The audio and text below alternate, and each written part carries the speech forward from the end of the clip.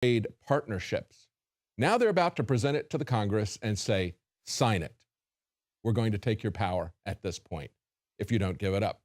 We haven't been allowed to see that. Our congressmen and senators have not been allowed to tell us about it, to take notes. They can go and read it, but they cannot talk about it.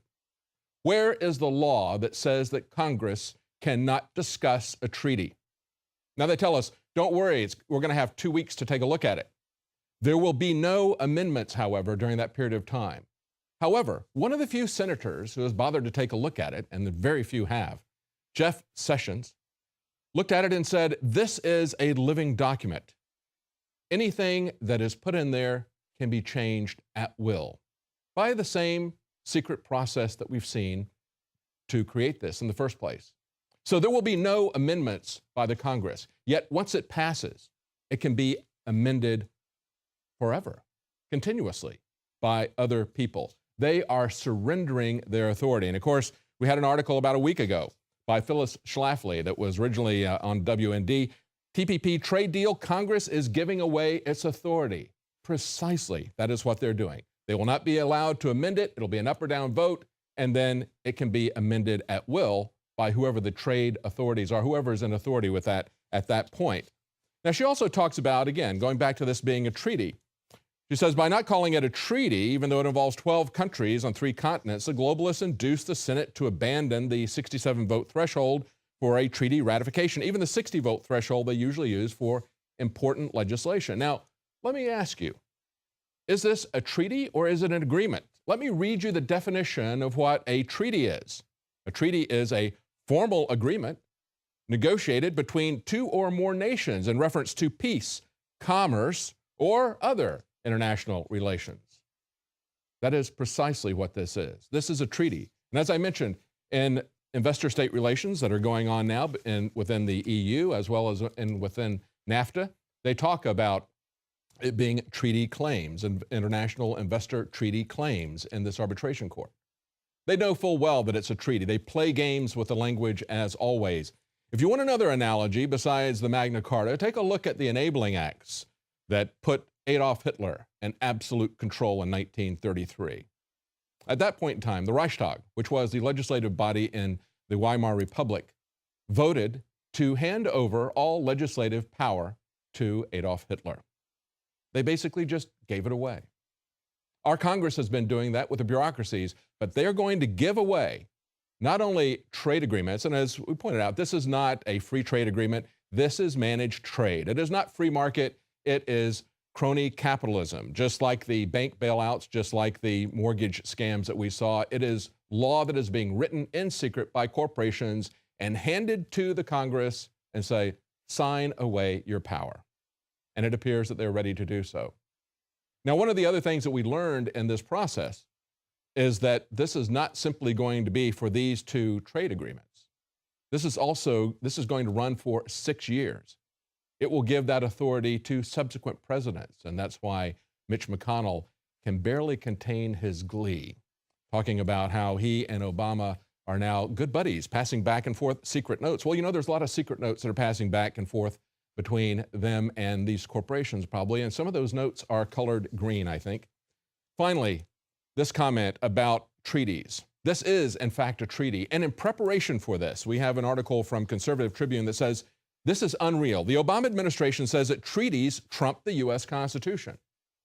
There are many aspects of this treaty that are not about trade, that are about sovereignty, and this is one of them, saying that this is a treaty and not an agreement, in their words. Now, we have a case going on right now with the Justice Department arguing this very fact. As the Washington Examiner pointed out, the Justice Department attorneys are advancing an argument at the Supreme Court right now that could allow the government to invoke international treaties as a legal basis for policies like gun control that conflict with the U.S. Constitution, according to Senator Ted Cruz. Their argument is that a law implementing an international treaty signed by the U.S. allows the federal government to prosecute a criminal case that would normally be handled by state or local authorities.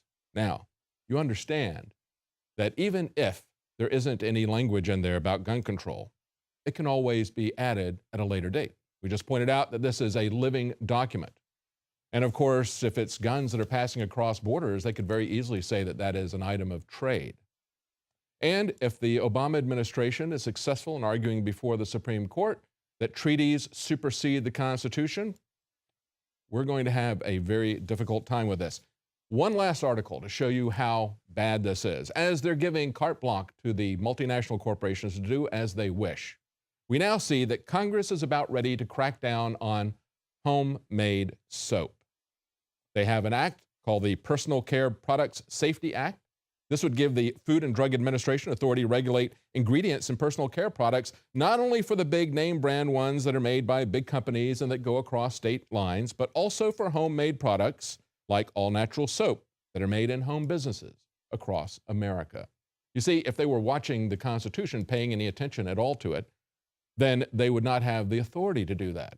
They would only have the authority to regulate personal care products that travel across state boundaries. That's the way the Constitution is written, but we don't pay any attention to that anymore. And this illustrates the fact that they are going to come down with a hammer on all of the small national businesses. This is about giving everything to the multinational corporations and taking everything from us. Well, stay with us. When we come back, we're going to talk about Bank of America's dire predictions. They say we're in a twilight zone. Grab your cash, grab your gold. We'll be right back. Stay with us. Today, Bank of America and Merrill Lynch put out an advisory for investors, warning them that we're up for some very shaky times. They called it a twilight zone. That was their words, not mine. A twilight zone for investors. They say they're waiting to see if the economy is unambiguously robust so that the feds can do a rate hike, and if they do that, will their movement from zero interest rates cause a market or a macro shock, they say, as it infamously did in 1936 through 37. In other words, the Great Depression. And they're saying that, of course, in the meantime, as we're waiting to see if we're going to have a Great Depression or not, they say we can expect volatile trading, we can have mediocre returns, and flash crashes. So what's their recommendation? They advocate, they say, higher than normal levels of cash and gold. Now, against that backdrop of unrest, we see all over the world countries positioning themselves for war. Not just our country, but of course, Russia and China as well. Because when you have a massive economic catastrophe in a country, the rulers want to be able to distract your attention to some foreign enemy so that you don't lynch them. Now, the Russians are saying that the massive drills that they're having in the Mediterranean with the Chinese Navy are, quote, not aimed at a third country. This is on INFOWARS today. They say Russia and China are starting joint drills in the Mediterranean. The goal of the Russian-Chinese exercises, they say, is to strengthen mutual understanding between the navies regarding boosting stability, countering new challenges, and threats at sea. You know, it's just kind of an exercise to help them train. You know, we've heard that before, right? You know, how to steer ships and navigate and all those kinds of things. They also say the war games aren't aimed at any third country, and they aren't linked to any political situation in the region. That's what they always tell us when they do their exercises in the cities. There's nothing to be concerned about. This isn't aimed at anybody in particular. Certainly isn't aimed at you. We're just training. There's no political dimension to this whatsoever. Well, keep in mind that 3 months ago, we had this story from the Daily Mail. We covered it at the time. I think it's time to go back and look at it once more. U.S. military officers are guilty of, quote, dishonesty and deception at all levels. And this is an official report from the Pentagon. This is not me saying this. This is the Pentagon assessing their own officers. A shock 52-page report finds dishonesty at all levels in the U.S. Army. They warn that officers have become ethically numb, and it urges quick action. They also say that leaders espouse lofty values, but they slog, quote, through the mire of dishonesty. They find that personnel expect requested information to be, quote unquote, questionable. We saw that last summer, remember? Back last August, they said, well, we have to work against Drudge. And when they had a junior officer stand up and say, sir, nobody believes what we're telling them. They just see it as mindless propaganda. And again, they say, they still note in this report that the staff are, quote, happy to go along with the illusion. Occasionally, you'll have a junior officer who will stand up and say something about that, but usually they just go along. The report's executive summary says, quote, much of the deception and dishonesty is actually encouraged and sanctioned by the military institution. The report's authors say that it is justified in one of three ways. Number one, mission accomplishment. You know, we have a mission to protect the homeland. We have to train to fight foreign enemies. Supporting the troops. we're doing this in Texas because we know that you guys support the troops. You'd be bad guys if you didn't support the troops. Or reporting the requirement is just unreasonable or dumb. It's unreasonable that you would have any questions about military drills where we label your area as hostile. And of course, this report was created by the Strategic Studies Institute and the U.S. Army War College Press. It came just a week after departing Secretary of Defense Chuck Hagel's final words of advice to senior military staff were to sort out, quote, unethical behavior. Well, it looks like maybe they're still making stuff up. You think I'm going to go to Jade Helm? Well, I'm going to go to something else that's even more current. This is a story that was on INFOWARS today. Kurt Nemo says the media is building a picture, quote unquote, of unverified Abu Sayyaf raid. Short of actual evidence and going on a narrative produced by the Pentagon, Kimberly Dozier and the Daily Beast have, quote, built a picture, unquote, of the alleged illegal raid inside Syria. This is pure fiction. And as Kurt Nemo points out, this is really a reaction to take the narrative away from Seymour Hersh's exposure of the previous lie, the previous fairy tale they sold us about the raid to kill Osama bin Laden. So if that is collapsing before their very eyes and they're losing credibility about that, then what better to do than to create another fairy tale raid? And that's precisely what it appears that they've done. He says the corporate media is attempting to pave over Seymour Hersh's story with this comic book version. Kimberly Dozier adds details to the Hollywood-esque story by writing that, quote, U.S. Special Operations Forces met resistance and had to fight, quote, hand-to-hand in Friday's night raid in southeastern Syria. He says, like a scene out of a combat graphic novel, quote, troops from the Army's elite Delta Force flew into the scene in Ospreys and Black Hawk helicopters, landing near multi-story buildings and meeting fierce resistance as they entered. And he says, like the Osama bin Laden assassination narrative, painting the legendary terrorist as a coward, the ISIS fighters were said to, quote, hide behind women in an attempt to use them as human shields. And the second defense official said that the U.S. troops had to, quote, literally shoot around, unquote, the human shields in order to kill the fighters. This is all a story that was offered by the Defense Department without any question, without any criticism by this reporter, Dozier of the Daily Beast. Pure fiction that the military puts out there, just as we see over and over again, if you question the government's official story. And of course, we saw right away that there were many details, like the burial at sea that was supposed to be according to Muslim tradition for Osama bin Laden. Many, many details, and they continued to change the story.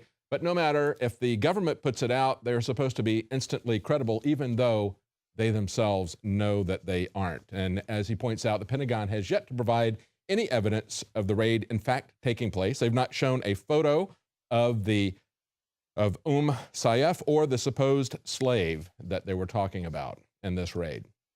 And of course, that is nothing new. We see lie after lie from our government. Benghazi is now back in the news. We have an article today. Explosive new documents reveal Obama's Clinton spin and lies on Benghazi. The administration knew about gun running. They knew that the attack was planned and not spontaneous. And they knew the rise of ISIS was a threat. These are documents that have been discovered by Judicial Watch as they are doing a Freedom of Information request. Leanne McAdoo has more information. Is the U.S. involved with any procuring of weapons, transfer of weapons, buying, selling, anyhow transferring weapons to Turkey out of Libya?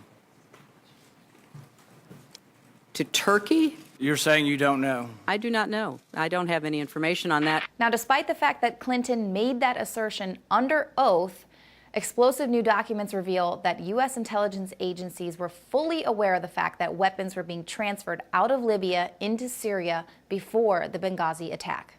These documents were obtained by Judicial Watch via FOIA request, and they were released today, and they show how the Obama administration lied and engaged in spin over the Benghazi attack. The documents reveal three key facts. One, that the U.S. had full knowledge of gun running from Benghazi to Syria before the attack. And two, a Defense Intelligence Agency memo dated September 16, 2012 was shared with the National Security Council, the State Department, and the CIA. This memo shows that the Obama administration knew shortly after the fact that the attack was planned at least 10 days in advance, It was planned deliberately to coincide with 9/11 and was in retaliation for a drone strike that killed an al-Qaeda strategist. Now, despite this knowledge, the president